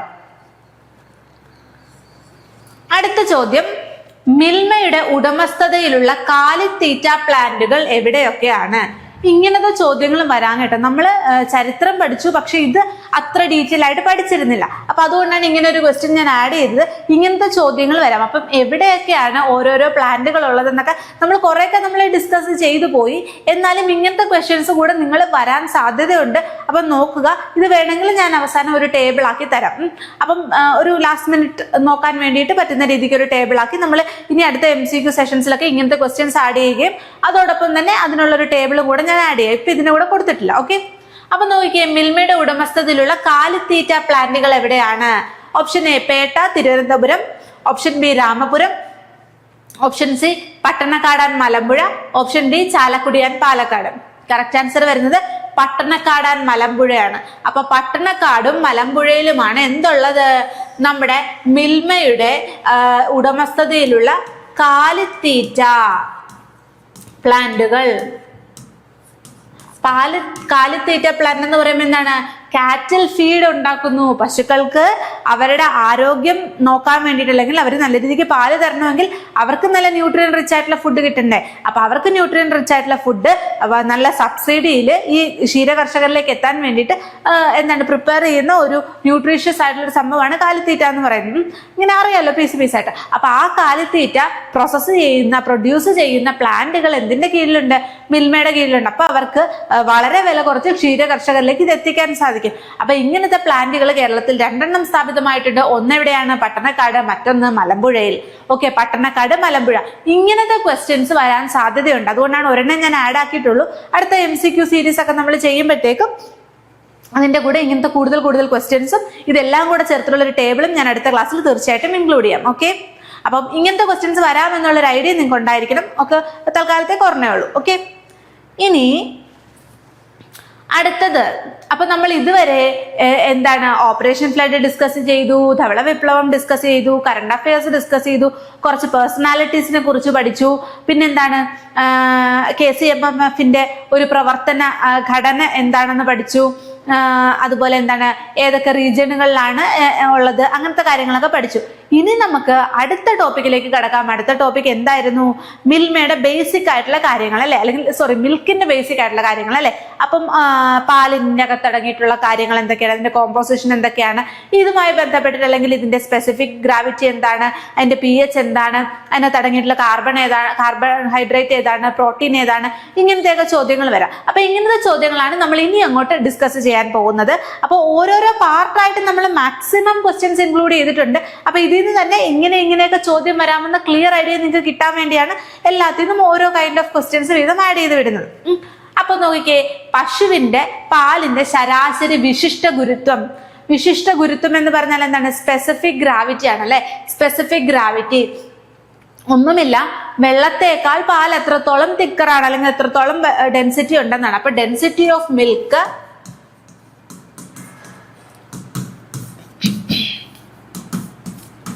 ഈസ്റ്റു, അതായത് റേഷ്യോ ആണ്, ഡെൻസിറ്റി ഓഫ് വാട്ടർ, ഇതിന്റെ ഒരു റേഷ്യോ ആണ്. Ratio of density of milk to density of water, അതിനെയാണ് നമ്മൾ എന്ത് പറയുന്നത്? വിശിഷ്ട ഗുരുത്വം അല്ലെങ്കിൽ സ്പെസിഫിക് ഗ്രാവിറ്റി ഓഫ് മിൽക്ക് എന്ന് പറയുന്നത്. ഇത് സ്ലൈറ്റ് വേരിയേഷൻ ഉണ്ടാകും. ഒരു നമുക്ക് ആദ്യം ഓപ്ഷൻ നോക്കാം. 1 to 1.010, 1.028 to 1.032, 1.040 to 1.050, 0.990 to 1. ഇതിനകത്ത് ഏതാണ്? ഇത് വളരെ അടുത്തടുത്ത് നിൽക്കുന്ന നമ്പേഴ്സ് ആയിരിക്കും അല്ലെ. അപ്പൊ ഇത് നമുക്ക് ബൈഹാർട്ട് പഠിക്കാം. എന്താണ്? 1.028 to 1.035 എന്ന് പറയുന്ന റേഞ്ചിലായിരിക്കും പശുവിൻ പാലിന്റെ സ്പെസിഫിക് ഗ്രാവിറ്റി. അത് എടുത്തു പറഞ്ഞിട്ടുണ്ട്. കൗ മിൽക്കിന്റെ സ്പെസിഫിക് ഗ്രാവിറ്റി ആണ്. കൗ മിൽക്കിന്റെ സ്പെസിഫിക് ഗ്രാവിറ്റി ആണ് എന്ത്? വിശിഷ്ട ഗുരുത്വമാണ് 1.028 to 1.032. ഇനി ബഫലോയുടെ കേസിലാണെങ്കിൽ കുറച്ചും കൂടെ കൊഴുപ്പുള്ള പാലാണ്, ഇപ്പൊ കുറച്ചും കൂടെ തിക്നെസ് ഉണ്ടാവും. അപ്പൊ ബഫലോയുടെ കേസിൽ എന്താണ്? 1.035 വരെയൊക്കെ പോകാം. അപ്പോ ഇത്രയേ ഉള്ളൂ. ഈ ഒരു റേഞ്ച് അറിഞ്ഞിരിക്കുക. 1.028 to 1.035 അല്ലെങ്കിൽ 0.032, അതാണ് മിൽക്ക് പശുവിൻ പാലിന്റെ. ഓക്കെ, അപ്പൊ ഈ ഒരു റേഞ്ച് അറിഞ്ഞിരുന്നാൽ മതി. കറക്റ്റ് ഇതിങ്ങനെ തന്നെ പഠിച്ചോ. അപ്പൊ ഇതുമായിട്ട് സിമിലർ ആയിട്ട് ചെറിയ ഒരു 0.001 ഒക്കെ വ്യത്യാസമൊക്കെ ഉണ്ടെങ്കിലും ഈ ഇങ്ങനത്തെ ഒരു ഓപ്ഷൻ കാണുവാണെങ്കിൽ ഇതാണ് കറക്റ്റ് ആൻസർ കേട്ടോ. അല്ലാതെ 0.99 അങ്ങോട്ടൊന്നും പോവില്ല. ഓക്കെ, ഇനി അടുത്തത് പാലിലെ പ്രധാന പ്രോട്ടീൻ ഏതാണ്? അപ്പൊ നമ്മൾ കഴിഞ്ഞ ക്ലാസ്സിൽ വളരെ ഡീറ്റെയിൽ ആയിട്ട് ഡിസ്കസ് ചെയ്തിരുന്നു അല്ലെ. മിൽക്കിന്റെ കോമ്പോസിഷൻ ഡിസ്കസ് ചെയ്തിരുന്നു. അപ്പൊ നമ്മൾ പറഞ്ഞിരുന്നു, അത് നമ്മൾക്കറിയാമല്ലേ, പാലെന്ന് പറയുന്നത് വളരെ പ്രോട്ടീനേഷ്യസ് ആയിട്ടുള്ള ഒരു ഡ്രിങ്ക് ആണ്. അപ്പൊ അതിനകത്ത് പ്രധാനപ്പെട്ട പ്രോട്ടീൻ, ഏറ്റവും കൂടുതൽ അടങ്ങിയിട്ടുള്ള പ്രോട്ടീൻ ഏതാണ്? നമ്മൾ പറഞ്ഞു 2 തരത്തിലുള്ള പ്രോട്ടീനുകളുണ്ട്. ഏതാണ്? കെയ്സിനും ഉണ്ട്, അതുപോലെ വേ പ്രോട്ടീനും ഉണ്ടെന്ന് പറഞ്ഞു. അപ്പൊ 80% കാണപ്പെടുന്ന പ്രധാനപ്പെട്ട പ്രോട്ടീൻ എന്ന് പറയുന്നത് ഏതാണ്? കെയ്സിനാണ്. ആൽബുമിൻ അല്ല, ഗ്ലോബുലിൻ അല്ല, കെയ്സിനാണ്, കെരാറ്റിൻ അല്ല. ഓക്കെ, അപ്പൊ കെയ്സിൻ എന്ന് പറയുമ്പോൾ നമ്മൾ പറഞ്ഞു 4 തരത്തിലുള്ള കെയ്സിൻ ഉണ്ട്. ഏതൊക്കെയാണ്? Alpha S1, alpha S2, beta, പിന്നെന്തായിരുന്നു? കാപ്പ. അങ്ങനെ 4 തരത്തിലുള്ള കേസിനാണ് ഉള്ളതെന്ന് നമ്മൾ പറഞ്ഞിരുന്നു. ഏറ്റവും കൂടുതൽ അടങ്ങിയിട്ടുള്ളത് പ്രോട്ടീൻ എന്ന് പറയുന്നത് 18% അടങ്ങിയിട്ടുള്ളത് കേസിനാണെന്ന് പറഞ്ഞു. പിന്നെ വേറൊരു തരം പ്രോട്ടീൻസിനെ കുറിച്ച് പറഞ്ഞു. എന്താണ്? വേ പ്രോട്ടീൻ എത്രയുണ്ടെന്ന് പറഞ്ഞു? 20% ഉണ്ടെന്ന് പറഞ്ഞു. ക്ലിയർ ആണല്ലോ? 20% ഉണ്ടെന്ന് പറഞ്ഞു. അപ്പോൾ ഇങ്ങനത്തെ പ്രധാനപ്പെട്ട പ്രോട്ടീൻ ഏതാണ്? പ്രധാനപ്പെട്ട കാർബോഹൈഡ്രേറ്റ് ഏതാണ്? ഇങ്ങനത്തെ ചോദ്യങ്ങളൊക്കെ നിങ്ങൾ പഠിച്ചു വെച്ചിരിക്കണം. അപ്പം പ്രധാനപ്പെട്ട പ്രോട്ടീൻ എന്ന് പറയുന്നത് കേസിനാണ്. 4 തരത്തിലുള്ള കേസിനുണ്ട്. ഈ alpha S1, alpha S2, beta, KAAPA എന്നീ കേസിൻസ് ഉണ്ടെന്ന് പറഞ്ഞു. അതുപോലെ കേസിൻ എങ്ങനെയാണ് കാണപ്പെടുന്നത്? എന്താണ്? കേസിൻ മിസല്ലി ആയിട്ടാണ് കാണപ്പെടുന്നതെന്ന് പറഞ്ഞു അല്ലെ. ഒരു കൊളോയിഡൽ ഫോമിലൊക്കെയാണ് കാണപ്പെടുന്നതെന്ന് പറഞ്ഞു. അതും കൂടെ ഓർത്തിരിക്കണേ. അടുത്ത ചോദ്യം നോക്കൂ. പാലിൽ അടങ്ങിയിരിക്കുന്ന പ്രധാന കാർബോഹൈഡ്രേറ്റ് ഏതാണ്? അടുത്ത ചോദ്യം, മിൽക്കിൽ അടങ്ങിയിട്ടുള്ള പ്രധാനപ്പെട്ട കാർബോഹൈഡ്രേറ്റ് ഏതാണ്? Option A glucose, option B fructose, option C sucrose, option D lactose. അപ്പോൾ എന്താണ് ഈ മൂന്നും എന്താണ് മോണോസാക്കറിഡുകളാണ്. നമ്മളുടെ പാലിൽ ഏറ്റവും കൂടുതൽ അടങ്ങിയിട്ടുള്ള എന്താണ് കാർബോഹൈഡ്രേറ്റ് എന്ന് പറയുന്നത് എന്താണ്? ലാക്ടോസ് ആണ്. പാലിൽ ഏറ്റവും കൂടുതൽ അടങ്ങിയിട്ടുള്ള കാർബോഹൈഡ്രേറ്റ് എന്ന് പറയുന്നത് ലാക്ടോസ് ആണ്. ലാക്ടോസിന് ഒരു പ്രത്യേകതയുണ്ട്. ഇത് എന്താണ്? ഒരു ഡൈസാക്കറിഡ് ആണ്.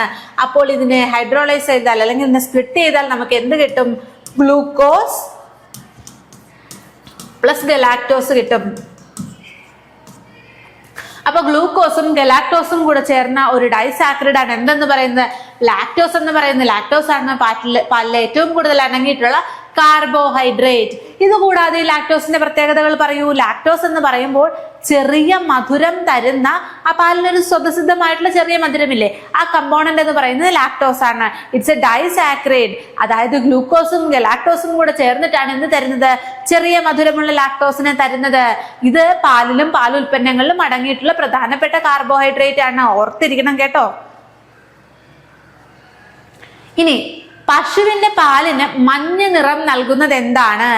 Option A carotene, option B riboflavin, option C casein, option D xanthophyll. അപ്പം ഇവരെല്ലാവരും കളർ നൽകുന്ന ആൾക്കാരാണെന്ന് നമുക്കറിയാം അല്ലെ. കേസിൻ എന്ന് പറയുമ്പോൾ അവിടെ എന്താണ്? ലൈറ്റ് സ്കാറ്ററിംഗ് നടക്കുന്നു. അവിടെ എന്ത് ഫീൽ ചെയ്യുന്നു? ഒരു വൈറ്റ് കളർ ഫീൽ ചെയ്യുന്നു. ഇനി റൈബോഫ്ലാവിൻ എന്ന് പറയുന്ന ഒരു ഗ്രീനിഷ് യെല്ലോ കളർ ഇമ്പാർട്ട് ചെയ്യുന്ന ഒരു സംഭവമാണ്. റൈബോഫ്ലാവിൻ എന്ന് പറയുന്നത് ഗ്രീനിഷ് യെല്ലോ കളർ ആയിരിക്കും. ഓക്കെ. ഇനി പശുവിൻ പാലിന് മഞ്ഞ നിറം നൽകുന്ന വസ്തു എന്നാണ് ചോദിച്ചിരിക്കുന്നത്. അതെന്താണ്? ബീറ്റാ കെരോട്ടിൻ ആണ്. അതെന്താണ്? ബീറ്റാ കെരോട്ടിൻ എന്ന് പറയുന്നത് എന്താണ്? പ്രിക്കഴ്സർ ഓഫ് വൈറ്റമിൻ എ ആണ്. വൈറ്റമിൻ എയുടെ പ്രിക്കഴ്സർ ആയിട്ടുള്ള ബീറ്റാ കെരോട്ടിൻ ആണ് എന്ത് നൽകുന്നത്? പാലിന് മഞ്ഞ നിറം നൽകുന്നത്. പിന്നെ ഒരു കാര്യമുണ്ട്, ബഫല്ലോ മിൽക്ക് വെളുത്തിട്ടാണെന്ന് പറഞ്ഞു അല്ലെ. ബഫല്ലോ മിൽക്കിന് എന്താണ്?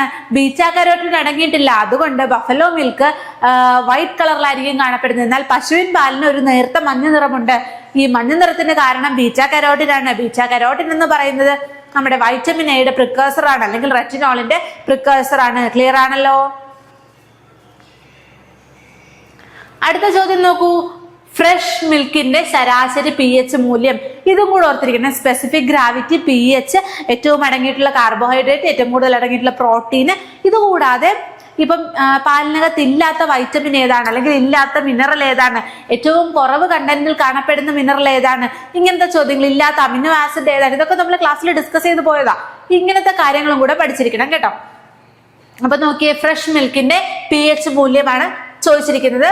Option A 5.5 to 5.8, option B 6.5 to 6.7, option C 7 to 7.4, option D 4.5 to 4.8.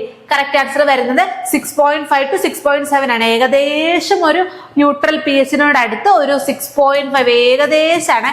6.5 to 6.7 ആണ് എന്ത്? pH of fresh milk. ഇനി നമ്മൾ പറഞ്ഞു പാലിനകത്ത് എന്തുണ്ട്? ലാക്ടോസ് ഉണ്ട്. ഈ ലാക്ടോസിനെ ലാക്റ്റിക് ആസിഡ് ബാക്ടീരിയയുമായി റിയാക്ട് ചെയ്യുമ്പോൾ അവിടെ എന്ത് ഉണ്ടാവുന്നു? ലാക്റ്റിക് ആസിഡ് ഉണ്ടാവുന്നു. അപ്പൊ ലാക്റ്റിക് ആസിഡിന്റെ ഫോർമേഷൻ കൊണ്ടാണ് അവിടെ കേഡ്ലിംഗ് ഒക്കെ ഉണ്ടാവുന്നത് അല്ലെ. അത് കേടായിട്ട് മാറുന്നു, അല്ലെങ്കിൽ മറ്റെന്തെങ്കിലും ബൈ പ്രോഡക്റ്റ് ഒക്കെ ആയിട്ട് മാറുമ്പോൾ അവിടെ ലാക്റ്റിക് ആസിഡ് ബാക്ടീരിയയുടെ ഒരു റോള് വരുന്നുണ്ട്. അപ്പൊ അവിടെ ആസിഡ് കണ്ടന്റ് കൂടുന്നുണ്ട്, അല്ലെങ്കിൽ എന്തെങ്കിലുമൊക്കെ എന്താണ് ഇപ്പൊ കൊയാഗുലേഷൻ നടക്കുന്നു, എന്തെങ്കിലും കണ്ടാമിനേഷൻ നടക്കുന്നു. അപ്പൊ അവിടെയൊക്കെ എന്താണ് ആസിഡ് ഫോർമേഷൻ ഉണ്ടാകും. ഇങ്ങനെ ആസിഡ് ഫോർമേഷൻ ഉണ്ടായാൽ pH താഴോട്ട് പോകുന്നു. pH ഒരുപാട് താഴോട്ട് പോയി കഴിഞ്ഞാൽ it is unfit four drinking. Okay. അപ്പൊ നമ്മൾ ഈ ആസിഡിറ്റി ടെസ്റ്റ് ചെയ്യാനുള്ള ടെസ്റ്റുകളൊക്കെ ഉണ്ടെന്നൊക്കെ നമ്മൾ പഠിച്ചിരുന്നു അല്ലെ. അപ്പൊ ഓർത്തിരിക്കേണ്ട കാര്യം, ഫ്രഷ് മിൽക്കിനെ സംബന്ധിച്ചിടത്തോളം അതിന്റെ pH വാല്യൂ എന്ന് പറയുന്നത് 6.5നും 6.7നും ഇടയ്ക്കാണ്.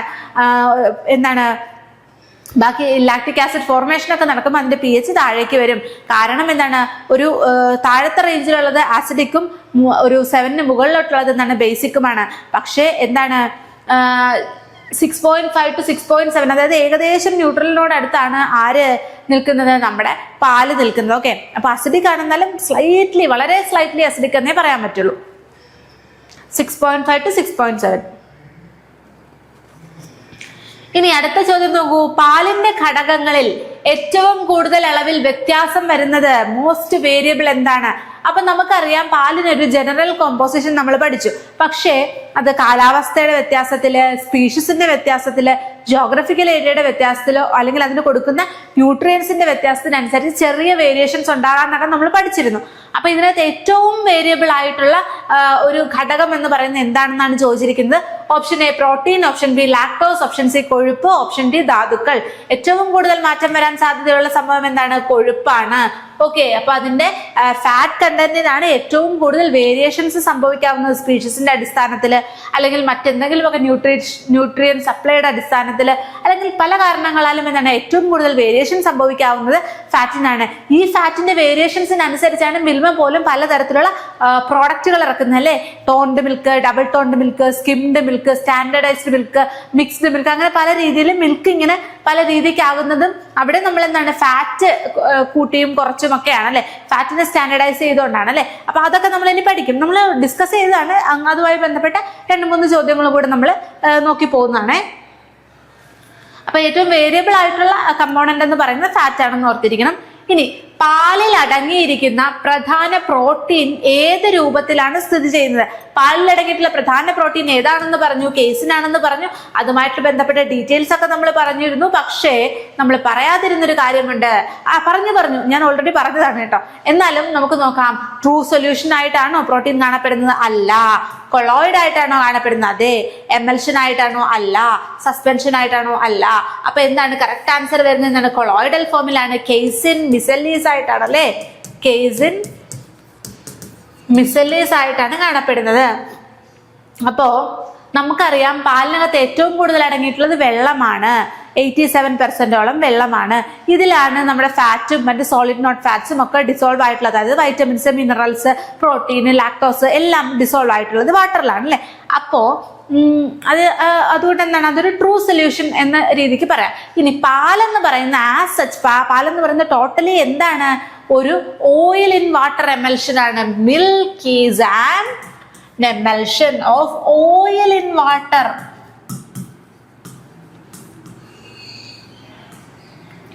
എന്താണ്? ഓയിൽ ഇൻ വാട്ടർ എമൽഷൻ ആണ്. ഓക്കെ, അപ്പോ അതിനകത്ത് ഫാറ്റ് ലോബ്യൂൾസ് എന്താണ്? ഒരു എമൽഷൻ ആയിട്ടാണ് കാണപ്പെടുന്നത്. അതേസമയം കേസിൻ എന്ന് പറയുന്ന പ്രോട്ടീൻ എന്തായിട്ടാണ് കാണപ്പെടുന്നത്? കൊളോയിഡൽ ഫോമിലാണ് കാണപ്പെടുന്നത്.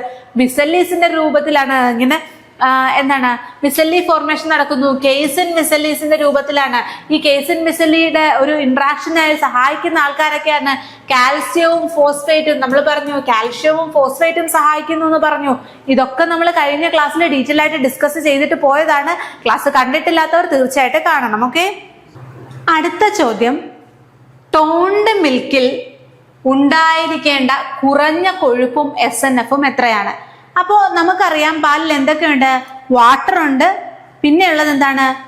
ഫാറ്റ് ഉണ്ട്, പിന്നെ സോളിഡ് നോട്ട് ഫാറ്റ് ഉണ്ട് അല്ലെ. സോളിഡ് നോട്ട് ഫാറ്റ് എന്ന് പറയുമ്പോൾ അതിനകത്ത് എന്തൊക്കെയാണ് അടങ്ങിയിട്ടുള്ളത്? പ്രോട്ടീന്, ലാക്ടോസ്, മിനറൽസ്, വൈറ്റമിൻസ് എല്ലാം കൂടെ ചേർന്നതാണ് നമ്മൾ സോളിഡ് നോൺ ഫാറ്റ് എന്ന് പറയുന്നത്. അപ്പൊ ഇതിനകത്ത് ഫാറ്റ് കണ്ടന്റ് ഇത്ര ആയിരിക്കണം, SNF കണ്ടന്റ് ഇത്ര ആയിരിക്കണം എന്ന് പറയുന്ന ഒരു ഇതുണ്ട്. അത് ടോൺഡ് മിൽക്കിന് ഇത്ര ആയിരിക്കണം, ഡബിൾ ടോൺഡ് മിൽക്കിന് ഇത്ര ആയിരിക്കണം, സ്കിംഡ് മിൽക്കിന് ഇത്ര ആയിരിക്കണം. അങ്ങനെ നോക്കുമ്പോൾ ടോൺഡ് മിൽക്ക് എന്ന് പറയുമ്പോൾ നമ്മുടെ മിൽമയുടെ ഒരു നീല കളറിലുള്ള പാലാണ് കേട്ടോ. അപ്പൊ ഈ ടോൺഡ് മിൽക്കിന് എത്ര ശതമാനം കൊഴുപ്പും എത്ര ശതമാനം SNF-ഉം കുറഞ്ഞത് വേണമെന്നാണ് ചോദിച്ചിരിക്കുന്നത്. Option A 3% fat and 8.5% SNF. Option B 1.5% fat and 9% SNF. Option C 4.5% fat and 8.5% SNF. Option D 6% fat and 9% SNF. അപ്പോ ടോൺഡ് മിൽക്ക് ആണ് അല്ലെ. ടോൺഡ് മിൽക്ക് എന്ന് പറയുമ്പോൾ അതിനകത്തെ ഫാറ്റിന്റെ കണ്ടന്റ് 3% ആണ്. നമ്മൾ നേരത്തെ ഇത് പഠിച്ചിട്ടുണ്ട് കേട്ടോ. ഫാറ്റ് എന്ന് പറയുമ്പോൾ 3% ആണ്. അതുപോലെ SNF എന്ന് പറയുമ്പോൾ എത്രയാണ്? 8.5% ആണ്. ക്ലിയർ ആണല്ലോ. ടോൺഡ് മിൽക്കിനെ സംബന്ധിച്ചിടത്തോളം ഫാറ്റ് എന്ന് പറയുന്നത് 3%, SNF എന്ന് പറയുന്നത് 8.5%. ക്ലിയർ ആണല്ലോ. അപ്പോ ഇങ്ങനത്തെ ചോദ്യങ്ങൾ ഇമ്പോർട്ടന്റ് ആണ്. Toned milk, double toned milk പ്രധാനമായിട്ടും, പിന്നെ സ്കിംഡ് മിൽക്ക്, അങ്ങനെ പലതരത്തിലുള്ള മിൽക്ക് ഉണ്ടല്ലോ. അപ്പൊ അതിന്റെയൊക്കെ ഈ ടോൺഡ് അതിന്റെയൊക്കെ ഈ ഫാറ്റ് കണ്ടന്റും SNF വാല്യൂ നിങ്ങൾ നോക്കി വെക്കണം. വേറെ ഒന്നും നോക്കിയില്ലെങ്കിലും അതുപോലെ ഫോർട്ടിഫിക്കേഷൻ ചെയ്യാറുണ്ട്. വൈറ്റമിൻ എ ഫോർട്ടിഫൈ ചെയ്തത്, വൈറ്റമിൻ ഡി ഫോർട്ടിഫൈ ചെയ്തത്, അങ്ങനത്തെ കാര്യങ്ങളൊക്കെ. ഇങ്ങനെ ഓരോ പാലിന്റെയും പ്രത്യേകതകൾ. പിന്നെ നമ്മൾ ഗോൾഡൻ മിൽക്ക് പഠിച്ചല്ലേ, കുർക്കുമിൻ കണ്ടന്റ് അടങ്ങിയിട്ടുള്ള പാലിനെയാണ് നമ്മൾ ഗോൾഡൻ മിൽക്ക് എന്നൊക്കെ പറഞ്ഞിട്ട് മിൽമ ഇറക്കുന്നത്. അപ്പൊ അങ്ങനത്തെ കാര്യങ്ങൾ പഠിക്കണം. പിന്നെ നമ്മൾ ഇതുവരെ പഠിച്ചിട്ടില്ലാത്തൊരു കാര്യമാണ് പാൽ ഉൽപ്പന്നങ്ങൾ, അതായത് ബട്ടർ, ചീസ്, അങ്ങനത്തെ കാര്യങ്ങളൊക്കെ ഉണ്ടല്ലോ. അതിനകത്ത് കുറെ കാര്യങ്ങൾ എക്സ്ട്രാ പറയുന്നുണ്ട്, അതും നോക്കണം കേട്ടോ.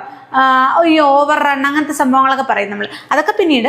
ഇപ്പൊ ബേസിക് ആയിട്ട് നിങ്ങൾ അറിഞ്ഞിരിക്കേണ്ടത് എല്ലാത്തിന്റെയും ഫാറ്റും SNF-ഉം ഇങ്ങനത്തെ വാല്യൂസ് ഒക്കെ ചിലത് നമ്മളിങ്ങനെ എടുത്തെടുത്ത് പറയുകയും അഡീഷണൽ ആയിട്ട് ഇങ്ങനെ MCQs ഡിസ്കസ് ചെയ്യുമ്പോൾ പലതവണ നമ്മൾ ചോദിക്കുകയും ചെയ്യും. വർഷങ്ങള്, അല്ലെങ്കിൽ എന്തെങ്കിലും കെമിക്കലുകൾ, അല്ലെങ്കിൽ ഏതെങ്കിലുമൊക്കെ വ്യക്തികളുടെ പേര്, അല്ലെങ്കിൽ ഇങ്ങനത്തെ വാല്യൂസ്, ഇതൊക്കെ പക്കയായിരിക്കണം നിങ്ങൾക്ക് കേട്ടോ. കാരണം മിൽമയുടെ ഒരു 10th ലെവൽ എക്സാം ആകുമ്പോൾ സ്വാഭാവികമായിട്ടും അവർ ഇൻഡയറക്റ്റ് ക്വസ്റ്റ്യൻസോ അല്ലെങ്കിൽ വലിയ സ്റ്റേറ്റ്മെന്റ് ടൈപ്പ് ചോദ്യങ്ങളോ ഒക്കെ ചോദിക്കാനുള്ള സാധ്യത കുറവാണ്.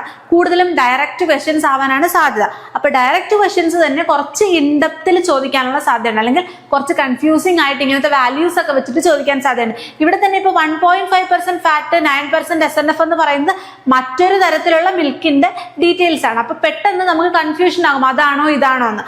അപ്പം കുറച്ച് പഠിച്ചിട്ടുള്ള ആൾക്ക് കൺഫ്യൂഷൻ ആവും, ഒന്നും പഠിക്കാത്ത ആൾക്ക് ഏതാന്ന് പോലും ഐഡിയ ഉണ്ടാവില്ല. അപ്പൊ കൃത്യമായിട്ട് നമ്മൾ അറിഞ്ഞിരിക്കണം. ടോൺഡ് മിൽക്ക് എന്ന് പറയുമ്പോൾ കുറഞ്ഞത് 3% ഫാറ്റും അതുപോലെ കുറഞ്ഞ SNF 8.5% ഉണ്ടായിരിക്കണം ടോൺഡ് മിൽക്കിനെ സംബന്ധിച്ചിടത്തോളം. ഇങ്ങനത്തെ ക്വസ്റ്റ്യൻസ് ഇമ്പോർട്ടന്റ് ആണ്.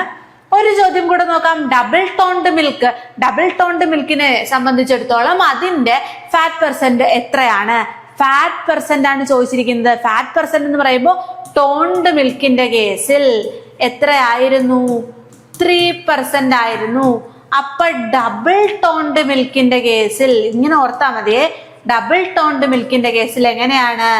ഈ 3 ഡിവൈഡഡ് ബൈ 2 ഇങ്ങനെയൊന്നും അല്ലാട്ടോ ഇത് കണ്ടുപിടിക്കുന്നത്. ഞാൻ നിങ്ങൾക്ക് ഓർത്തിരിക്കാൻ ഒരു ടെക്നിക്ക് പറഞ്ഞു. ഡിവൈഡഡ് ബൈ 2 ചെയ്യുന്നു. അപ്പൊ എന്ന് വന്നു 1.5 എന്ന് വന്നു. അപ്പൊ 1.5% ആണ് ഡബിൾ ടോൺഡ് മിൽക്കിന്റെ fat percent, minimum fat percent എന്ന് പറയുന്നത്. So the correct answer is 1.5%. അപ്പോൾ ടോൺഡ് മിൽക്കിന് 3%, ഡബിൾ ടോൺഡ് മിൽക്കിന് 1.5%. ഇത് ഇങ്ങനെയാണ് കണ്ടുപിടിക്കുന്നത് ഞാൻ പറഞ്ഞിട്ടേ ഇല്ല, നിങ്ങൾക്ക് ഓർത്തിരിക്കാൻ വേണ്ടിയിട്ട് ഒരു ടെക്നിക്ക് പറഞ്ഞു തന്നത് മാത്രമാണേ. അപ്പോൾ ഇങ്ങനെ നമുക്ക് എങ്ങനെ സംഭവം ഓർത്തിരിക്കാമോ അങ്ങനെ അങ്ങ് പഠിച്ചു പോയാൽ മതി. അല്ലാതെ ഭയങ്കര തലകുത്തി കിടന്ന് ബൈഹാർട്ട് ചെയ്ത് പഠിക്കുന്നതിനേക്കാളും ടെക്നിക്ക് വഴി അല്ലെങ്കിൽ എന്തെങ്കിലുമൊക്കെ ട്രിക്ക് വഴി ഓർത്തിരിക്കുക. ഓക്കെ. അപ്പോൾ അടുത്തൊരു ചോദ്യം നോക്കി. അടുത്തത് ഈ ഒരു ടേബിൾ. ഈ ടേബിൾ നിങ്ങൾ ആസച്ച് പഠിച്ചോളൂ. നിങ്ങൾക്ക് എന്തെങ്കിലും രീതിയിലുള്ള ഒരു ചോദ്യം ഇതിനകത്തുനിന്ന് വരും. അപ്പൊ നമ്മൾ ഓൾറെഡി പറഞ്ഞു ടോൺഡ് മിൽക്കിനെ സംബന്ധിച്ചിടത്തോളം അതിന്റെ മിനിമം ഫാറ്റ് പെർസെന്റ് എന്ന് പറയുന്നത് 3% ആണ്. മിനിമം SNF എന്ന് പറയുന്നത് 8.5% ആണ്. ഇനി ടോൺഡ് മിൽക്ക് എന്ന് പറഞ്ഞാൽ എന്താണ്? ഇത് ഞാൻ ഇംഗ്ലീഷിലാട്ടോ സ്ലൈഡ് കൊടുത്തേക്കുന്നത്, വലിയ ബുദ്ധിമുട്ടില്ലല്ലോ. കാരണം ഇത് നിങ്ങൾക്ക് ഇങ്ങനെ അങ്ങ് പഠിക്കാൻ വേണ്ടിയിട്ട് വാല്യൂസ് ഒക്കെ അല്ലേ. അപ്പൊ സ്റ്റാൻഡേർഡ് കൺസെപ്ഷന് വേണ്ടിയിട്ട് സാധാരണ യൂസ് ചെയ്യുന്ന എന്താണ്? ടോൺഡ് മിൽക്ക് ആണ് അല്ലേ.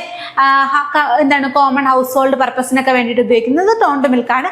സാധാരണ വലിയ സംഭവങ്ങളൊന്നുമില്ല, വെറും 3% ഫാറ്റും 8.5% SNF-ഉം. ഇനി ഡബിൾ ടോൺഡ് മിൽക്ക് എന്ന് പറയുമ്പോൾ ഇതിന്റെ നേർപകുതി ഫാറ്റ് ആണ്, ഡബിൾ ടോൺഡ് മിൽക്ക് ആണ്. അപ്പൊ 1.5% ഫാറ്റും അതുപോലെ SNF കൂടുക ചെയ്യുന്നത്. നോക്കിക്കേ, ഇവിടെ 8.5 ആയിരുന്നു, ഇവിടെ 9 ആണ്. സോ ഡബിൾ ടോൺഡ് മിൽക്കിന്റെ SNF എന്ന് പറയുന്നത് 9% ആണ്. ക്ലിയർ ആണല്ലോ. പക്ഷേ ടോൺഡ് മിൽക്കിന്റെ SNF എന്ന് പറയുന്നത് എത്രയേ ഉണ്ടായിരുന്നുള്ളൂ? 8.5% ഉണ്ടായിരുന്നുള്ളൂ. ഇനി skimmed milk double toned milk എന്താണ് സംഭവം? അവിടെ ലോ ഫാറ്റ് ഓപ്ഷൻ ആണ് നടക്കുന്നത്. കണ്ടോ, മിനിമം ഫാറ്റിന്റെ പെർസെന്റേജ് പകുതിയായി കുറഞ്ഞു. ടോൺഡ് മിൽക്കിന്റെ പകുതിയായി കുറഞ്ഞു. അവിടെ ഒരു ലോ ഫാറ്റ് ഓപ്ഷൻ ആണ് എന്ത് എന്ന് പറയുന്നത്? ഡബിൾ ടോൺഡ് മിൽക്ക് എന്ന് പറയുന്നത് ഇപ്പൊ കലോറി കോൺഷ്യസ് ആയിട്ടുള്ള, അയ്യോ ഞാൻ ഇത്ര കഴിച്ചു കഴിഞ്ഞാൽ ഒരു ഗ്ലാസ് പാല് കുടിച്ചാൽ എൻ്റെ മൊത്തം ഡയറ്റും തെറ്റും, എൻ്റെ കലോറി മുഴുവൻ കൂടും എന്നൊക്കെ പറയുന്ന ആൾക്കാരില്ലേ, അങ്ങനെ കലോറി കോൺഷ്യസ് ആയിട്ടുള്ള കൺസ്യൂമേഴ്സിന് വേണ്ടിയിട്ട് ഒരു ലോ ഫാറ്റ് ഓപ്ഷൻ ആണ് എന്ത്, നമ്മളുടെ ഡബിൾ ടോൺഡ് മിൽക്ക്. അതിനകത്ത് ഫാറ്റ് കണ്ടന്റ് നമ്മളുടെ ടോൺഡ് മിൽക്കിന്റെ നേർപകുതിയേ ഉള്ളൂ, 1.5% ഉള്ളൂ. എന്നാൽ SNF കൂടുതലാണ്. എത്ര? ടോൺഡ് മിൽക്കിന് 8.5 ആണെങ്കിൽ ഡബിൾ ടോൺഡ് മിൽക്കിനെ സംബന്ധിച്ചിടത്തോളം SNF ചെറുതായിട്ട് കൂടി 9% ആയി. ക്ലിയർ ആണല്ലോ. ഇനി സ്കിംഡ് മിൽക്ക്. സ്കിംഡ് മിൽക്ക് എന്ന് പറയുമ്പോൾ എന്താണ്, മിനിമം ഫാറ്റ് പെർസെന്റ് എന്ന് പറയുന്നത് not more than 5%, not more than 0.5% ആണ്. അപ്പോൾ സ്കിംഡ് മിൽക്ക് എന്ന് പറയുമ്പോൾ അതിനകത്തുള്ള ഫാറ്റിനെ മുഴുവനായിട്ടും ഓൾമോസ്റ്റ് മുഴുവനായിട്ട് റിമൂവ് ചെയ്തിട്ടുണ്ട്. അപ്പം അതിനകത്ത് വെറും ലെസ് ദാൻ 0.5% അല്ലെങ്കിൽ കറക്റ്റ് ആയിട്ട് പറയുകയാണെങ്കിൽ ഒരു 0.1 to 0.5% മാത്രമേ അതിനകത്ത് എന്തുണ്ടാവുള്ളൂ, സ്കിംഡ് മിൽക്കിനകത്ത് ഫാറ്റ് കണ്ടന്റ് ഉണ്ടാവുകയുള്ളൂ. എന്നാൽ അതിന്റെ മിനിമം SNF എന്ന് പറയുന്നത് 8.7 ആണ്. അപ്പൊ സ്കിംഡ് മിൽക്കിനെ സംബന്ധിച്ചിടത്തോളം അതിന്റെ SNF എന്ന് പറയുന്നത് 8.7% ആണ്. ഇനി എന്തിനാണ് നമ്മൾ എന്തുപയോഗിക്കുന്നത്, സ്കിംഡ് മിൽക്ക് ഉപയോഗിക്കുന്നത്? It's a very low fat option. അതായത് ഫാറ്റ് വളരെ കുറഞ്ഞു, 0.5നേക്കാളും താഴെയാന്ന് പറഞ്ഞു. അപ്പൊ അതിനകത്ത് ഫാറ്റ് എന്ന് പറയുന്ന സാധനം വളരെ വളരെ കുറവാണ്. അതുപോലെ മിനിമം ഫാറ്റ് ഇൻടേക്ക് ഉദ്ദേശിക്കുന്ന ആൾക്കാർക്ക് എന്തെടുക്കാം, ഈ ഒരു സ്കിംഡ് മിൽക്ക് എടുക്കാം. അപ്പൊ അതിനകത്ത് പ്രോട്ടീനും മറ്റ് ന്യൂട്രിയൻസും കാര്യങ്ങളും ഒക്കെ ഉണ്ടാവും, പക്ഷെ ഫാറ്റിന്റെ അളവ് കുറവായിരിക്കും. ഓക്കെ, അപ്പം നോട്ട് മോർ ദാൻ 0.5% ആയിരിക്കും ഫാറ്റ്. അതുപോലെ 8.7 ആയിരിക്കും മിനിമം SNF. ഇനി സ്റ്റാൻഡർഡൈസ്ഡ് മിൽക്ക് എന്ന് പറയുമ്പോൾ എന്താണ്, 4.5% ആയിരിക്കും മിനിമം ഫാറ്റ്. അപ്പൊ സ്റ്റാൻഡർഡൈസ്ഡ് മിൽക്ക് ആണെങ്കിൽ എന്താണ്, generally richer than toned milk. Toned മിൽക്കിനെക്കാളും കണ്ടന്റ് ഒക്കെ കൂടുതലായിട്ടുള്ള എന്നാൽ സ്റ്റാൻഡർഡൈസ്ഡ് ആയിട്ടുള്ള പാലാണ് സ്റ്റാൻഡർഡൈസ്ഡ് മിൽക്ക് എന്ന് പറയുന്നത്. അതിന്റെ മിനിമം ഫാറ്റ് പെർസെന്റ് എന്ന് പറയുന്നത് 4.5% ആണ്. അതിന്റെ SNF എന്ന് പറയുന്നത് നമ്മുടെ ടോൺഡ് മിൽക്ക് പോലെ തന്നെ 8.5% ആണ്. അപ്പൊ ഈ ഒരു ടേബിളിലുള്ള 4 ആൾക്കാരെ പഠിക്കുക. ടോൺഡ് മിൽക്ക് അതിന്റെ ഫാറ്റ് പെർസെന്റ് 3 ആണ്, SNF 8.5 ആണ്. ഡബിൾ ടോൺഡ് മിൽക്ക് എന്ന് പറയുമ്പോൾ അതിന്റെ ഫാറ്റ് പെർസെന്റ് 1.5 ആണ്, നേർപകുതിയായി 1.5% ആണ്.